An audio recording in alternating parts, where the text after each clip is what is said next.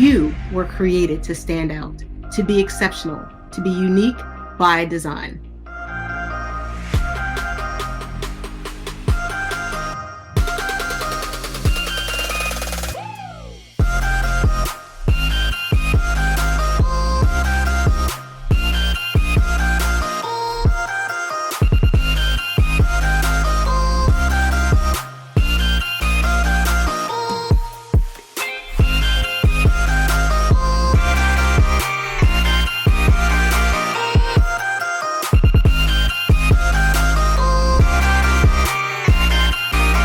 So welcome to Exceptional Living.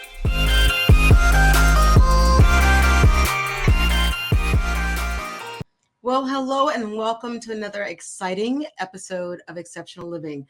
I'm your host, April Ripley, and I am always delighted to have an opportunity to share with you this program. I want to first begin by thanking everyone who has liked, subscribed, and shared this channel. So thank you so much and continue to do so. As you know, the purpose of Exceptional Living is to inform, to inspire, and to ignite the greatness that lies in you.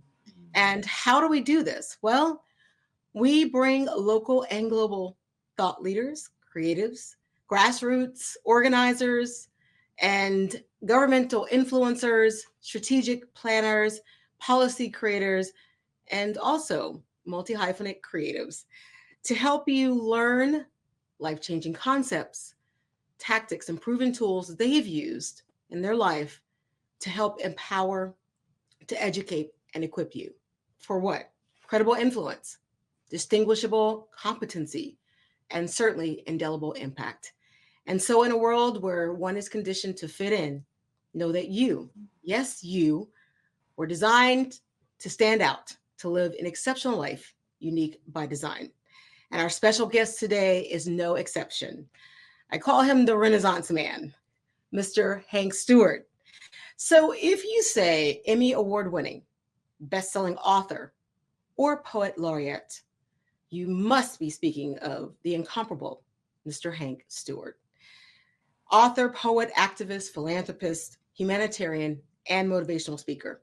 With over 25 years as an artist, he has recited his works in the company of greatness. Civil rights movement activist Mrs. Rosa Parks, former First Lady Michelle Obama. He's written and performed commercials for corporations such as McDonald's, WAGA Atlanta, Black History spots that resulted in a 2007 Emmy, Promax, and Gabby Awards. He's been commissioned by Coca-Cola Company, yes, the Coca-Cola Company, to write and perform a special piece for the Essence Music Festival on the main stage in front of over 90,000 people. Stewart's appreciation and respect for civil rights legends, their sacrifices, and cherish the luxury of sitting at the feet of such notables as Dr. Joseph Lowery, Miss Zernona Clayton, Ambassador Andrew Young, Dr. C.T. Vivian, Dr. Charles Steele, and Congressman John Lewis.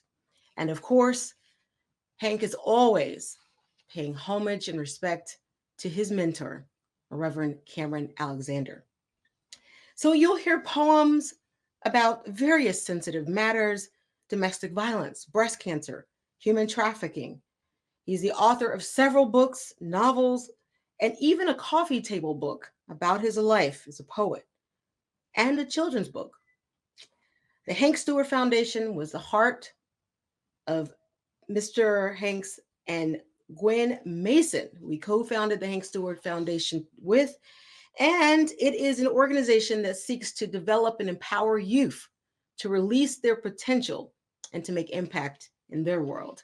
So Exceptional Living, we are so delighted and honored to have with us today the incomparable Renaissance man, Mr. Hank Stewart. Hello, Hank. And there was one very important message that you left off, that we're brothers and sisters. So we're in the fight together. Yes. And we so I really would like you to go back and just add my brother, because we are family. So it's good to see you, April. Yes, absolutely. And I know your schedule, so we are just honored to have you here, Hank. And I love for you to tell the audience just a little bit about your journey. Why the spoken word? Okay. So November the 7th, 1991 is a day that I would never forget. Um, I was a manager at UPS, working third shift at the time. I came home April that morning, kind of pedaled around the house, washing dishes, folding some clothes, took a shower, went to sleep. I woke up around 4:30, 5 o'clock, and I started getting ready to go back to work. I had a meeting.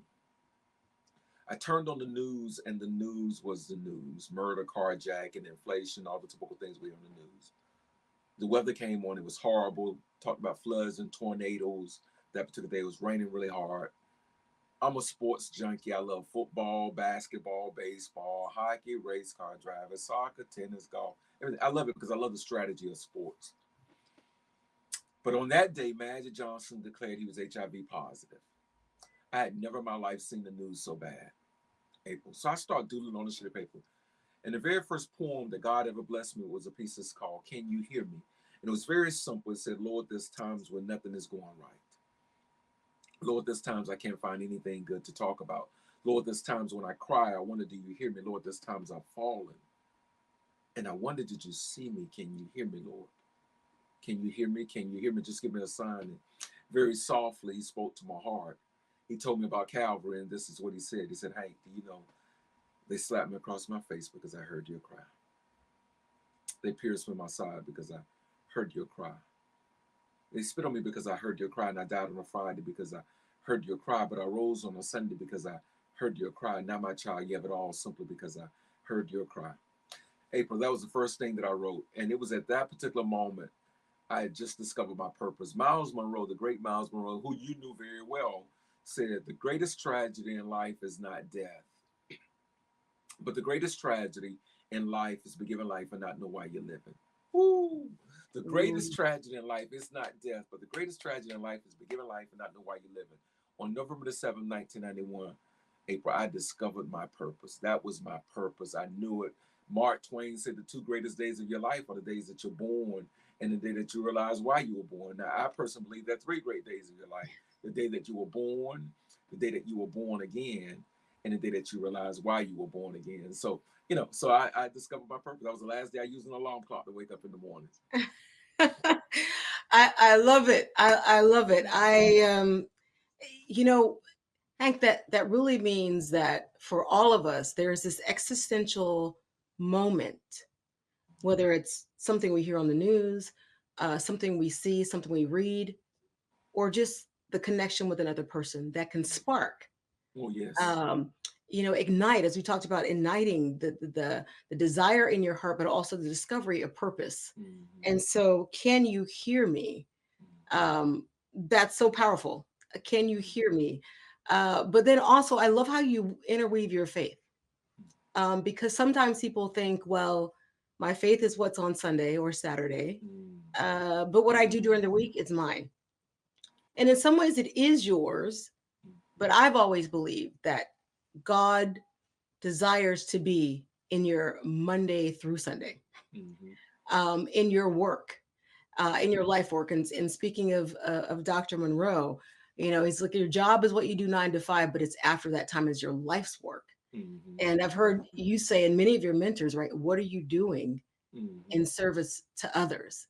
And in purpose, I also believe, April, that it's who you hang out with. My pastor, Reverend Cameron Madison Alexander, used to say, if a drunk hang out with a drunk, neither one of them ever be sober. If you're hanging Mm, out with people who are not going nowhere, and it's not going to be long before you have your brakes on. And so when you start hanging out with an April, and all of the people that it's in our circle, you can't help mm, but be motivated, and we hold each other accountable to doing more work in the community. As a matter of fact, I don't think you and I, April, have ever been any place together that did not have purpose attached to it. As mhm. much as we're in the same, venues and hotels and concert halls, every single time I think you and I have been together, and it's been decades that you and I have been together, it's always been with a purpose. And so you're absolutely correct. I think, it's just, Steve Harvey said your career is what you're paid for, but your calling is what you're made for. And so I really believe that. And and we've been fortunate to wrap our calling and our careers in one. Yeah. Yeah. And it's not often that people have the opportunity to do that. Hmm. But I do think that it should wrap into that. Like, It should. to your point, it should. And so I think that part of the journey in the process is how do I align the two of them together? Hmm. And for you, because you're so multifaceted in what you deliver as a creative, um, from Men on the Stool to your, parties and they're not just parties to just party, but Hmm. they're purpose driven, right? They're to raise money for your foundation, Hmm. and your work and consistency. And to that point, Hank, it's the work that we do. And sometimes people say, well, no one says anything about my work. And people can get, a little discouraged because maybe they're not on the social media or no one's recognized it. But people are always watching. And I Hmm. know recently for you, a very uh, notable entity organization in Atlanta that always encourages us to eat more chicken. Right? Did I give the hint away? I think I gave it away. I think that was very good, though. Yeah, That was very good. but recognizing your work in the community, but the consistency of your work, right? The passion, but also the consistency, and they go together. Um, so that also is to be commended. But you're such a giver, though, Hank. And you give by giving your time. You're here with us today. You give your time to others, certainly through your foundation, but that's also part of your legacy and who you are. And certainly, Reverend Alexander's legacy and all the persons that we have been able to connect to, they're always giving. And sometimes we ask, do you have any more to give? Like, how can you give with so much? But people recognize you. And for, Chick-fil-A Foundation to recognize the work that you're doing in the community, right? I give a hand clap for all those who are Well, watching. but April, I can say the same thing about you. And again, that's why, and I want you to hear me when I say, it is so pivotal who we hang out with. You and I worked on for a couple of years, worked on a very intense project to recognize a civil rights icon who deserved the recognition. I mean, you and I worked. You showed up every morning that I showed up with at 7 o'clock or 6 o'clock, whatever time it was, 5 o'clock, whatever time she We requested don't that we know. show up. We were there on time or even early. Mhm. Um, and so the very same thing can say, and that's why I keep saying to you, it's really about who you hang out with. It's who it's your crowd, it's your group, right? Mhm. Because your group keeps you motivated, your tribe keeps you motivated. And so when we were in rooms together, advocating on behalf of whatever we were in the rooms, I grew from seeing you and your parents, you know, in that room, and I knew, and because of your stellar record of being attached to meaningful things, I knew most of the time when I'm in the room with you, I know I'm in the right room because I know who you are and what you associate your time with. And so I'm honored. I like hanging out with people like you who are mad. Oprah, people like Oprah and Miss Lowry and the late Miss Great Miss Lowry and all of them. They always mad. Miss Miss uh Miss Clayton's always mad. I hang out with mad people. Y'all are always mad. April, you've been mad ever since I've known you. Mad in the morning, mad in the afternoon, mad in the evening, mad on holidays, birthday.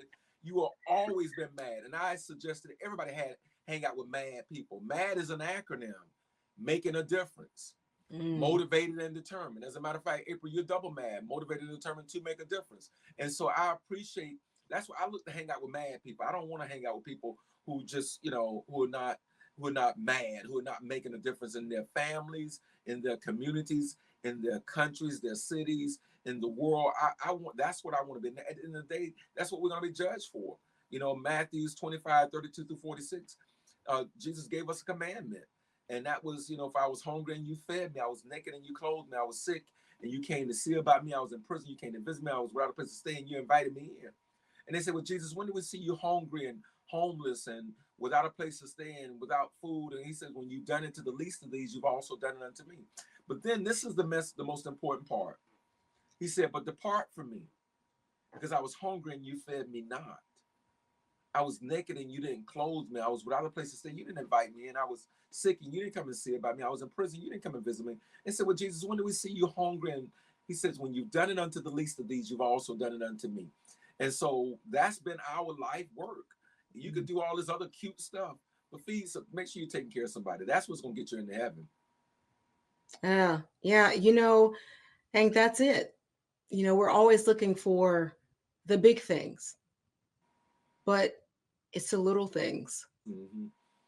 consistently done at a level of passion, commitment, determination, and discipline Mm-hmm. that opens the pathway to the larger things. Now, You always discipline tell is them to that do, word. yeah. Discipline is that word. That's the Mm, most, that to me, discipline, there's so many things, there's so many branches and tentacles that come off of discipline, hmm. commitment, and all of, you hit it on the head, April. If you're Yeah. not disciplined, Hmm. then you're not going to have you're not going to have a lot of positive results. You've got to be disciplined. So thank you for that word. That's Yeah. probably my 2024 word, discipline and Discipline. committed. Mm-hmm. That's what it's going to that's what it takes, because discipline also allows you to focus. It brings things into focus, I should say, Mm-hmm. right? Because we have large visions, there's a lot of different opportunities, but my discipline necessitates that I focus. Mm-hmm. It's like pinpointed focus. Mm-hmm. And so for you, I think I'm going to change to add Reverend Oh Stewart. no, Add no, no, Reverend. no, no, no, As they would say, that's some mighty good preaching. But really, it's life lessons, Hank. And I've seen you in different environments, from the large crowds to the smaller crowds to, again, yes, at strategic tables of planning, and in front of heads of government. Uh, but you're also the same, Hank. And I don't mean the same because you haven't evolved, you haven't grown, experienced things, but at the core of who you are, that I celebrate, because you're not Hank over here and then a different Hank over here. And I think you're mad. Well, I know you're mad. And I've seen you also. It is, and that's important too. And I want to talk about consistency, discipline, because discipline also has a part of it, consistency, right? To You've been consistent with the foundation. When it was good, you've been there. When it was not so good and needed, you're there. You didn't fluctuate for convenience. And that is what leadership demands. It is conviction, because the conviction holds you to commit through discipline regardless of the cycle, because this is my purpose. For this I was born. And we talk about scripture, and I love that you reference Matthew 25. I know Ambassador Young talks about this many times, right?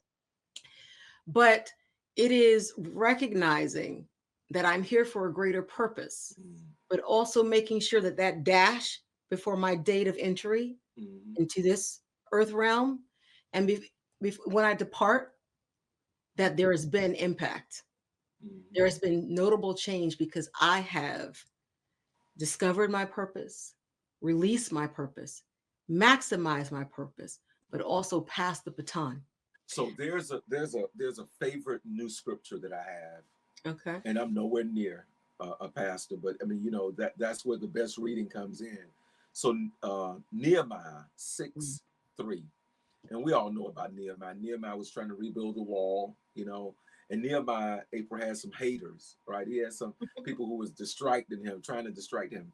And the third verse has become my absolute favorite verse, and I think you're gonna love it too. Nehemiah says, I am doing a great work and I cannot come down. Mm. I'm doing a great work Mm. and I cannot come down. I'm doing a great work. I cannot come. Why should the work stop for me to come down and hang out with you? I am doing a great work and I cannot come down. I said it 4 times because the first time you said it's pretty. The second Mm. time you said it starts to penetrate you. The third, around that fourth time, it really becomes your armor. I'm doing a great work Mm-hmm. and I cannot come down. I often say we've lost so much ground on our watch. I was in South Africa in last May and June, late May, early June, and I had an opportunity to speak over there. It's election time over there, and and the young people are galvanizing, they're motivating to win this new election.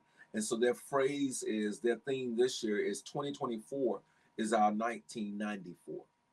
2024 is our 1994, which really speaks to Nelson Mandela, who became president in 1994.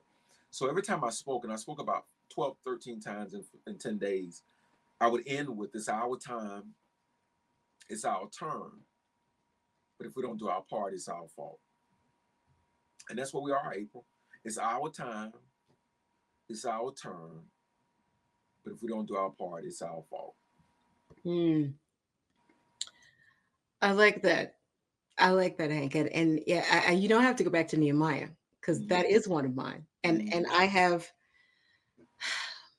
there have been times, again, going back to discipline, there were two things that Nehemiah had. He had God's word Mm-hmm. in one hand, and he had his hammer for the work. Mm-hmm. And both of these are significant Mm-hmm. because those represented who Nehemiah was. Mm-hmm. And he knew that he had to repair this broken wall Mm-hmm. because there are a lot of broken walls in our community, in Mm-hmm. our homes, in our Mm-hmm. I nations. love Right? that. Yes. And here's what's interesting, Hank. Let's delve into this a little bit deeper. The people Woo. who were trying to get him to come down from the wall are the same people who would benefit when he finished the wall. Mm-hmm. But Mm-hmm. Nehemiah had to recognize that he had to finish the wall because they couldn't see it. Here's the other thing, Mm-hmm. Hank, you've been sometimes you're doing something and we're excited so we tell other people about it in hopes that they can see it. They can see But it. what I've learned from my mentors is they can't see it because it wasn't given to them. Exactly right. So I Exactly. honor them for they're looking out. They want the best, right? Nehemiah, this is an arduous task. Can you do Mm-hmm. this? Sometimes people are of good intention and they're not understanding. Mm-hmm. But I know what my purpose is, Mm-hmm. and I Mm-hmm. have to I stay love on it. the wall I love. and Yeah. do it. And Why so, do I come even down? with And the word stop. yeah, I can't come down. It's Exactly. not done yet. And even with It's young not people, done. Exactly yeah, right. it's not. But again, we have to remember that once he built that wall, Mm-hmm. those same people who were like, "Come down, it's too much," Benefited. they benefited. Mm-hmm. And Nehemiah didn't hold it against it, right? Because it's the other part. The people who haterade or even the people who, again, with good intention are trying to say, Hank, Mm-hmm. are you sure you want to write this Mm-hmm. poem? Are you sure you're Mm-hmm. up to it? Yeah, you are. I have the medal for this moment. Mm-hmm. We have what I like to say perceived what our calling is. So that forms our inner sight vision. And what you're doing with the foundation, what you do even when you pen. I remember when you had your first publication, I was there at that, and I was like, the fact that words are transformative, you know, uh, because the last will and testament that we read and believe in our faith, it is words. Mm-hmm. But when you lift the words from the page, which is what you do, when you lift the words from your heart and inspiration, it connects. It's riveting. It is provocative. It is pensive. It is reflective. It is introspective. But that's the power of words. Mm-hmm. And why even scripture admonishes us to be careful of the words that we speak. Mm-hmm. Because out of the abundance of our heart, right? Of the abundance of our heart flows. Like, The heart, so the heart that's what it speaks. is. So we have to continue to put the right things into our eye gates and ear Mm-hmm. gates so that what comes from us are also good things. And you definitely have that. I've been taking notes. Everybody knows that I take notes. I Mm-hmm. love it. It's our time. It's our turn. If we don't do our part, It's then it's our fault. all our fault. Wow. Wow. Wow. Wow. I ain't gonna tell you. I there's so much. But then just so many parts to you. Mm-hmm. Certainly you're a mentor, you're a poet laureate, um, you're a father to many, but you're also a father to one.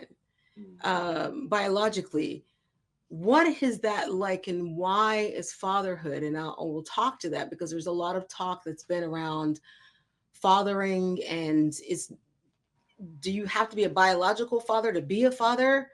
How important is fatherhood to you? It's crucial. I mean, when I look back, so much of who I am, April, It's because of my grandfather, my father, my uncles, you know, cousins, pastors, and a lot of them that, you know, Reverend James Orange, you know, Tommy Dortch, you Mm. know, a lot of people who poured into me, Dr. Thomas Nathaniel Todd, you know, Willie Bolden, you know, a lot of people. I'm dropping these names, Yeah. and but they all served in some capacity. Gary Mott at my church, and so many different people. I would watch. I would sit back and watch, and one of the things that I absolutely loved about, and you said it at the beginning of this recording, at the beginning of the show, that I would be referencing my pastor a lot. I saw the way my grandfather and my interacted with my mother, my grandmother. I saw the way Reverend Cameron Alexander interacted with his wife. All the people that I had so much respect for. I also looked at, one of the reasons why I had so much respect for them is because of not just what they did in public, but what they did in private, how they Mm. engaged and Mm. interact with their families. And so that's very important to me and my with my son. I mean, my son was here yesterday. I'm, you know, now, you know, I think April, you know this. I've been boycotting NFL football since for 7 years now because of Colin Kaepernick, and my son is a football fanatic, and so that's the only subject that we can't really engage together now because I don't watch football and haven't watched it in 7 years. But he was here yesterday at the house, washing some clothes, and he was looking at the game, and his team must have lost because he left the house and didn't even speak to me, and got in his car to ride back. And I called him. I said, "What happened?" He said, "We'll talk later, Dad. We'll talk." You know, but we have this amazing relationship, and it's crazy because now, April, the older he gets, he's reciting things to me that I said. Like when I call him, he'll say, "What's up, young man?" And that's what I always say to somebody. He say, "How you doing, young man?"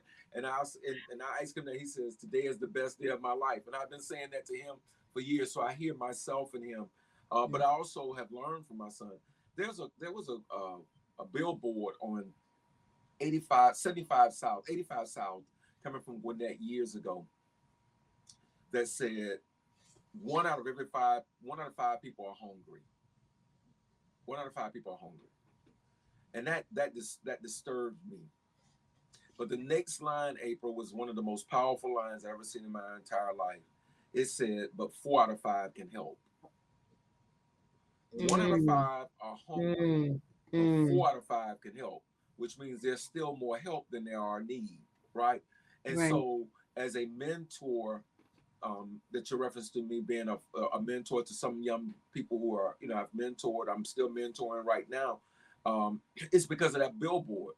You know, we all have something to pour into somebody's life, you know, and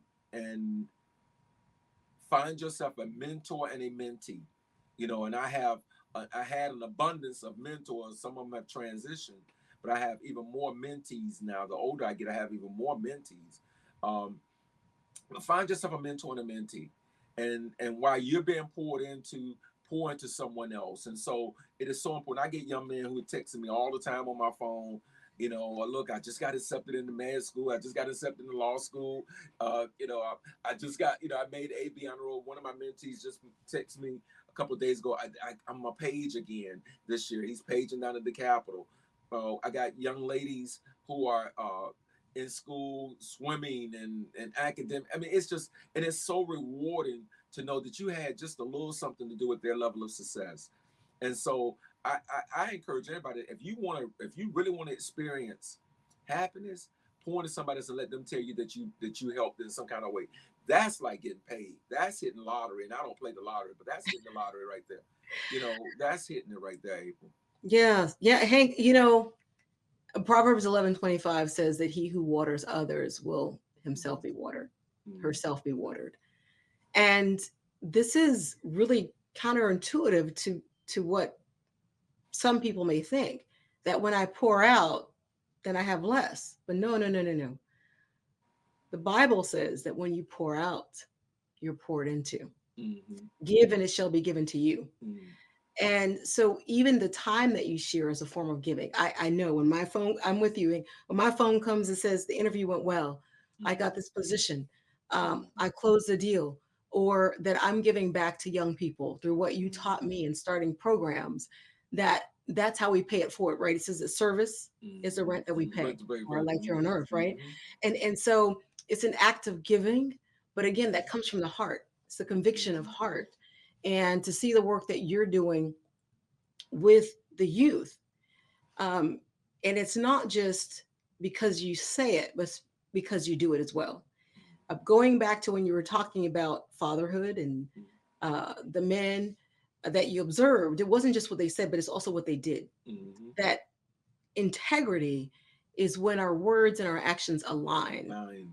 Align. And one of the last books that Dr. Monroe wrote was called The Power of Character and Leadership. Mm-hmm. And admittedly, Hank was like, how do you have an entire book on this? Is this, well, anything he wrote, of course, it certainly was important and had, it was salient but I was like, how do you do it? And as I began to read through it, it's like, oh, Mm-hmm. yes, that it's Mm-hmm. important that not just the words we say, but what we do align. And so Mm-hmm. you said that from your mentor, I watched what they did. Mm-hmm. Mm-hmm. And, it's been proven that we learn more really by doing than we do just by hearing. Exactly right. And so even the pedagogy of Mm-hmm. education has shifted in some of the schools that are not just teaching in the classroom, but also allowing them to apprentice and, different cooperatives and things in industry. But it goes back to how it used to be. Mm-hmm. Um, I just, I think that's something that we all should continue to strive for and be committed to, that our words align, that when people see us, they say, when Hank says he's going to do something, when April says yes, it's going to be done. And they're And that builds consistent, yeah. and they're consistent at it. And they're Meaning consistent. they're dedicated, they're committed to it, they're consistent. You don't have to wonder. I'm today is day. I work out.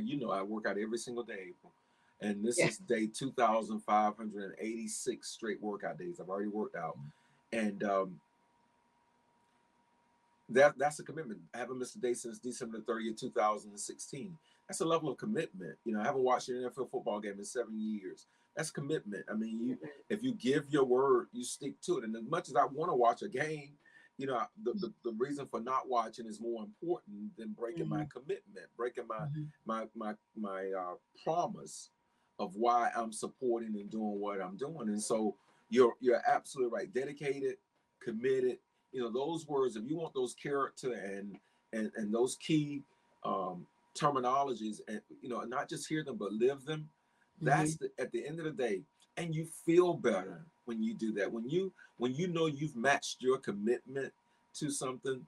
I mean, it's I can't even put it into words. And so, and you're right. Our young people are watching us.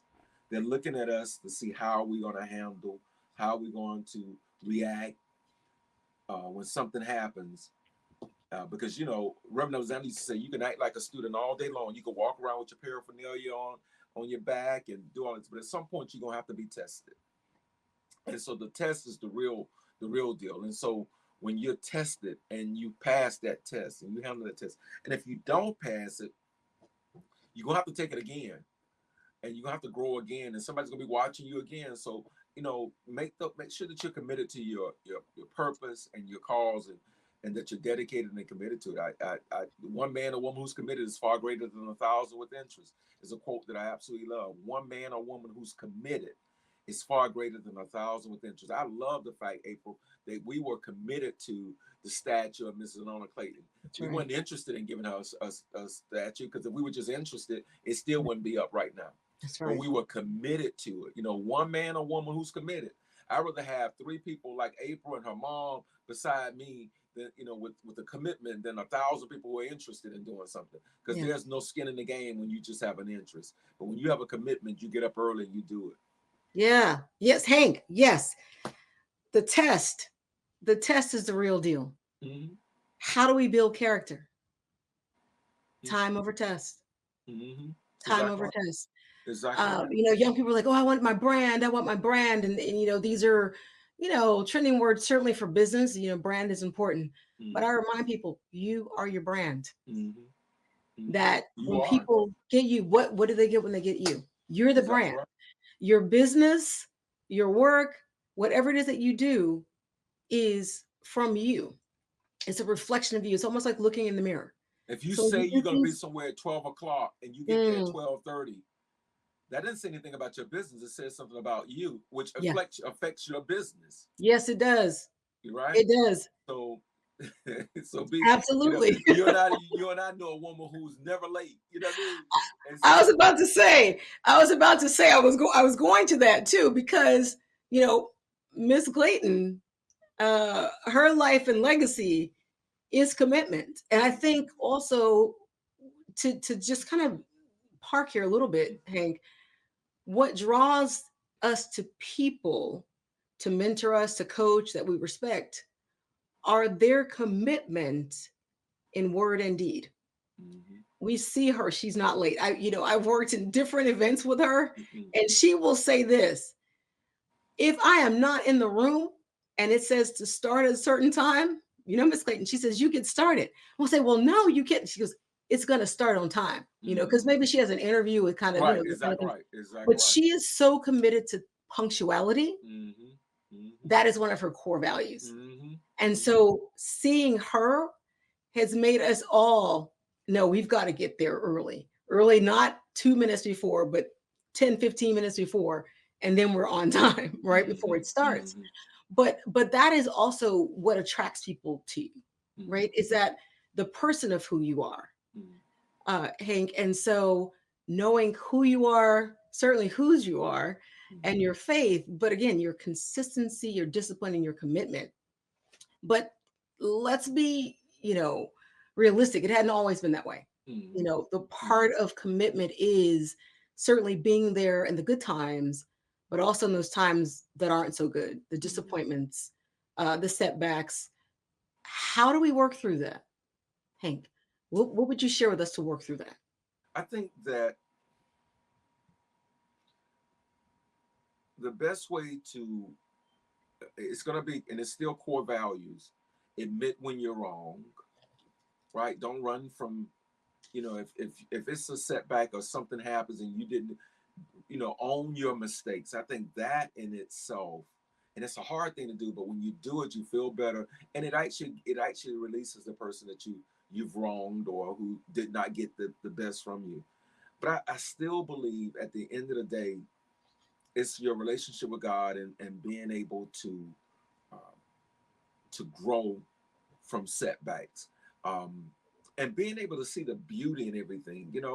Um, my pastor preached a sermon one time. You can't call a bad day until all the days are in, because what looked like a bad day might just be the best day. And he began to tell a story about Jesus walking down Via Dolorosa on his way to Calvary, and how he was carrying this April old rugged cross, not a pretty Shalite cross, but an old rugged cross with splendors. And we're making a 2024 crowd. You can see that crowd yelling at him, spitting at him, telling him, you saved everybody else, save yourself. And he gets to Calvary and they strip him of his clothes, beat him with a cat of nine tails. They push the crown of thorn on his head. They put the nails in his hands and the nails in his feet. He dies on that Friday. Stayed dead Friday night, Saturday night, and rose on that Sunday. Here's the message. Now we call that day April Good Friday. Wasn't nothing good about the Friday when it happened, but we call it Good Friday now. And so that teaches us you can't call a bad day until all the days end, because what looked like a bad day might just be your best day. And so, to answer your question, when you understand that what appears to be a setback might be a setup. Mm, So don't take something that appears to be if you've been your best self, and something that does not appear to be good come out of it, just keep on living, because all the days are not in yet. And so when you look back, you might say it was because of what happened to me 5 years ago that I was able and I was built for this very moment. mm. When it happened to me back 5 years ago, it was the worst thing that ever happened. I used to tell young ladies, you you uh, you should be glad for some of the young men that you went out there and you wanted to date and he didn't date you. He didn't like you. You were too prissy, too good, and all that. And you look back and now he's got 7 children by 5 different women, and you're not one of them. And you're not one of them. And so you thought it was a bad day when he didn't look at you and he didn't like you. 5 years later, or 7 years later, or 10 years later, you're thanking God that you didn't get trapped in a situation like that. You can't call a bad day a bad. The job that you wanted, you knew you were more than qualified for. You had been built and trained, and you had all the experience you needed for that job, and you did not get that job. And 2 months later, they sell off the whole division in that job and would have sent you overseas or to Alaska, somewhere you didn't want to be, and you had to make it. And God, He protected you from that. So you can't call a bad day until all the days are in, because what looked like a bad day might just be your best day. And so what I've learned is you don't you let the days keep on. You just let the sun go down and wake up the next day, because it might have been okay. Now I get it, God. Thank you. Yeah. So Yeah. so my challenges have been learning experiences, have been great. I've come out better because of those things. And so I don't know if I answered your question, but You did. I love it. Reverend Alexander, I love it. You can't call a bad day until all the days are in. And the perspective of what was a bad day, we now call Good Friday. we call Good Friday. And as you were speaking, Hank, it reminded me of Romans 8:28. It says that all things work together for the good to Good those who love God and are called love. according to his purpose. So that encapsulates all of that. That even on what we think at present is a bad day, it's supposed to all work together for our good. Just keep on living. Just keep on living. What, Yeah, what, just keep what on. faith is that? That's a strong faith. Sometimes people think, oh, Christianity is like, it's weak. It's no, no, no, no, no. To go through, to still believe the best in others. And you talk about the Beatitudes in Matthew. Bless those who curse you, do good. There's nothing at all to me that would be weak by that. So to me, it's perspective. It's how you see things. Admit when you're wrong. Yeah, it builds character. Right? It's also humility. Sometimes we think humility is thinking less of ourselves, but C.S. Lewis says that humility is not thinking less of yourself, but is thinking or not thinking of yourself less, but thinking of yourself less. In other words, it is not thinking that you're less than, but to think more of others. Exactly. This is also scriptural, right? So, Paul would say in Colossians to think of others. Yes, Jesus said it too, when you clothe and feed, visit. His entire ministry, he's like, why am I here? To set at liberty those who are captive, not just physically, but also mentally. To declare the acceptable year, to say, hey, there is something better. There is hope. There's an expected future and an end. Joshua 1:8. So many things, so many things. Hank, you actually said a couple of them, which is probably going to go into the next thing I wanted to ask you was, if you had to look back over your life and look for maybe the top 3 things that have been your compass, your roadmap, what would those be? My grandfather, the way he treated my family, he was such a leader, and the family followed him. There's a quote that says, "If you call yourself a leader, and you look back and no one is following you, you're simply taking a walk." And so our family followed my grandfather because he led with integrity. Um, Finding your purpose would be the next one for me, because life has been so fulfilling. Um, Knowing my purpose, it's made it possible for a living, my family, my son, the community, because I'm in my purpose. So many people are benefiting from me being in my own purpose, right? It's so many people. Imagine that all the young people, we've worked with over 30,000 students in the last 19 years. And we've been able to touch 30,000 lives because I was in my purpose. So getting your purpose of my, and then, I think the last thing is stop taking yourself so serious. Laugh, learn how to laugh, have a good time. I remember when we were on the bus ride to go and see the statue from Miss Clayton, and nobody would sleep on the bus. We were laughing. It was a great ride to and from. because we learned how to laugh. Miss Clayton, if you can't be around Miss Clayton without laughing. It's gonna be something said. You know what I mean? She's gonna make a joke or something, laugh. And I think the reason she's seen 93, almost 94 years, um, is her laughter. When I used to hang around with Dr. Lowry, he would always, I mean, he was just a comedian. Reverend Alexander said people are sick because they don't laugh. You know what I Mm, mean? Laugh. Learn how to laugh. Learn how to have a good time. yeah. The work is gonna be there. Hmm. And it's gonna wait. But if you can learn how to laugh, it makes the work a little. They talked about Dr. King, how he was a jokester. He would come into everybody that I know. I mean, they talk who knew him personally talks about how much of a comedian we know Yeah. him as the I Have a Dream or Letters to the Birmingham Jail or what where do we go from there? We know him from the very serious Dr. King, and they said he played pool and like basketball and used to love to laugh, told jokes, you know. And so I think leadership and purpose and laughter to me would be three things that I would ask people to find find be around some great leaders to grow, mentor, and that's a whole lot of that. You're discovering your purpose, getting in your purpose, and then laugh. Just laugh. Mm, mm.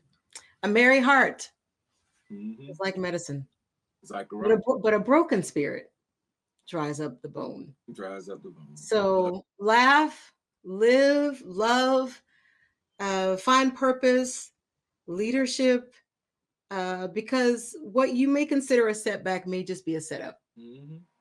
Mm-hmm. Winston Churchill said that we make a living by what we We get, but we make give a life life by what yeah, by what by we what we give. give. Mm-hmm. And so today, that's what we've heard. Through everything you said, it's been about giving. Mm-hmm. It's been about now that I have been given and discovered my purpose, I release that to help others Mm-hmm. to discover their purpose as well. Mm-hmm. Uh, Hank, what would the man that you are today say to the boy you were? The man That you are today. today, What would you say to boy Hank, to younger Hank? you're gonna be proud of yourself. I say to people often, April, look at my past, I'm pleased. When I look at my future, I'm excited. Mm, I'm gonna say it again. When I look at my past, I'm pleased. And when I look at the future, I get excited. And the only way you can look at your past and be pleased mm, is to make sure you take care of today. Today will be yesterday tomorrow. So if I do what's right today, April, mm, when today becomes yesterday, which is tomorrow, I mm, can look back at my past and be pleased. If I take care of the community, do all the things that I'm supposed to do in the community, my mhm. family, first, take care of my son and leave a legacy and do all the things that I do. And if I get up and I tell the truth today, I ain't got to worry about it tomorrow or yesterday, right? It's still gonna be the truth, Still gonna be right? So when I look at my past, I'm pleased. So I would tell him, just do what's right today. true. Mhm. Just I often ask young people, have you ever seen the movie Boys in the Hood? And they all say, yeah. I said, do y'all remember Trey in the movie Boys in the Hood? And they said, yeah. I said, you all gonna have a Trey moment. At the end of the movie, when they were getting ready, they got in the car for revenge to go and kill some guys because they killed their friend. Trey was in the car, he was mad. And halfway before they got there, he said, stop the car. Stop the car. Let me out. And I said, you all gonna have a moment where you have to say, stop the car, let me out. I don't belong. I don't want to do this. I don't belong here. You know, Mm. you're gonna have to. So I would say, take care of today. Just do what's right today. You got 86,400 seconds. Do it what's right today. Give, help somebody. And then when you look back, you're gonna be Feel good. pleased. You'll be pleased. Look at your past, be pleased. Get excited about your future because today will be yesterday tomorrow. Today will be yesterday tomorrow. So be in the moment, remain true, do what's right by other people, Mm-hmm. and you'll receive that back. Right? Mm-hmm. Dr. King talks about the arc of the moral universe bends long, Long, but but how does it bend? it always been towards justice. Towards justice, because the Mm-hmm. truth Mm-hmm. crushed Mm-hmm. will always rise again. Mm-hmm. And so that speaks to the person again. It's your conviction. Mm-hmm. And so from that, what you'll do. Hank, I'm gonna put you on the spot for a second because I do whatever you decide, just a little stanza, a couple, whatever, to share with our audience so that they can hear maybe just a little bit of your gift. Would you honor us with just a little something? It doesn't matter how tall I am. What you need to know is that I stand for the right things. I don't have a lot to say, but when I speak, you need to listen because I'm sure it will make a difference. Now, don't worry about how much money I have in my pockets. You see, it's my contribution to this world. That's what puts me in the category as a millionaire. And I'm not trying to be arrogant, brothers and sisters. No, I'm not trying to be arrogant, but even when I'm in an empty room with my pride, the room is still full to capacity. You see, I'm a voice in this country. And yes, I deserve to be heard. I'm a black man. And do you know that I helped build this country? And for a while, the only place that allowed me to sit was in the rear of a room or on the back of a bus. I'm a black man. A black man, and every time you stop at a traffic light, you know what? You should think about me. Well, yes, my skin is dark. It is as dark as the berries that run wild in the fields now that my great grandparents once picked cotton. My hands are rough. My hands are rough. But did I not tell you earlier that I built this country? I'm a black man. A black man, and I'm angry. I'm angry. I'm so angry that I'm going out to do something good. No, I'm not afraid. I fear absolutely no one but the creator. So get out of my way. Get out of my way if you're not going forward. You say, I ain't got time to be tired. My daughter needs a father. My son needs a role model. And my wife needs a man. Didn't I tell you to get out of my way if you're not going forward? There's so many brothers need my help because maybe they're hooked on drugs, and there's homeless people that needs to be shown just a little bit of love. You better get out of my way if you're not going forward so that I can make the difference. He said, I'm a man. I'm the man. And thank God that I'm a black man. The piece is entitled The Man. Woo, woo. The man. Oh my goodness, the man Mhm. that you are, Thank Hank you. Stewart. Thank you. And thank you for sharing. We posted where you can find and follow Hank. I want to encourage you who are watching to share, to contribute to the great work that he's doing here in the Atlanta area, but also he's reaching out and beyond the borders of state and country. And so, Hank, on behalf of us here, of myself and all those at Exceptional Living, thank you. Thank you, Thank you April. Thank you. for thank you for your for who you are. Thank you for your life's work. Thank you for leaving not only an inheritance, but also a legacy Mhm. that will continue beyond your work. Thank you for continuing and expanding the work of those who have poured into you. Mhm. Thank you for being my friend. Thank you. And thank you for being a man. And thank you for sharing your gift and Thank you. serving it to the world. Well, So thank we you for speak having me. blessing over your life. We Thank you speak for having blessing me. over the work of your hands. May your territory be enlarged and your Mhm. impact be felt. May it reverberate around the world. So thank you so much. Thank you. Thank you, my friend. Thank you for having me. Thank you for putting your reputation on the line to have me here. For So I you, really, really appreciate you. for you, Hank. We Thank you. appreciate it. Thank you so much. Thank you so much. Exceptional Living, our guest today, Hank Stewart, poet laureate, the Renaissance man. You heard it here, but who's doing great work. And let us all be inspired by what we heard shared today to know that our life and our living is not in vain, that when you do good, it comes back to you, and that all things will work together for your good. Thank you for watching. Be sure again to like, subscribe, and share. And remember that you were created to live an exceptional life, unique by design. Thank you for watching, and God bless.